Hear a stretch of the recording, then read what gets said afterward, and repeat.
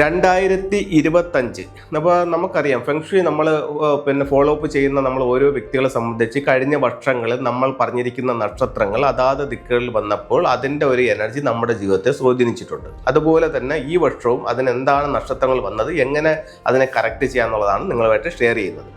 ഏതൊരു വീടിൻ്റെയും സെൻട്രൽ ഭാഗത്ത് അല്ലെങ്കിൽ സ്ഥാപനത്തിൻ്റെ ആയാലും സെൻട്രൽ ഭാഗത്ത് വന്നിരിക്കുന്ന നക്ഷത്രം 2 എന്ന് പറയുന്ന നക്ഷത്രമാണ്. ഇപ്പോൾ ഈ 2 എന്ന് പറയുന്നത് ഒരു ഹെൽത്ത് പ്രോബ്ലം ഉണ്ടാക്കുന്ന നക്ഷത്രമാണ്. ഇപ്പോൾ ഇത് എല്ലാ വീടുകളുടെയും സെൻട്രൽ ഭാഗത്ത് വന്നിട്ടുണ്ട്. അപ്പോൾ നമുക്കറിയാം 2 ഇപ്പോൾ വീടിൻ്റെ മധ്യഭാഗം, അപ്പോൾ കുടുംബങ്ങൾ കൂടുതൽ സമയം ചെലവഴിക്കുന്ന ഒരു ഏരിയ എന്ന് പറയുന്നത് വീടിൻ്റെ സെൻട്രൽ പോർഷനാണ്. അപ്പോൾ അവിടെ ഈ 2 വന്ന് നിൽക്കുമ്പോൾ നമുക്ക് എന്തൊക്കെ റെമഡി ചെയ്യാം? ഒന്ന്, ഒരു 6 റോഡ് വിൻ ചെയിൻ നമുക്ക് ആ സെൻട്രൽ പോർഷനിൽ ഹാങ് ചെയ്യാം. 2 എന്ന് പറയുന്നത് മെറ്റൽ എനർജികൾ, അത് ബ്രാസ് ഐറ്റംസ് അവിടെ വയ്ക്കാം.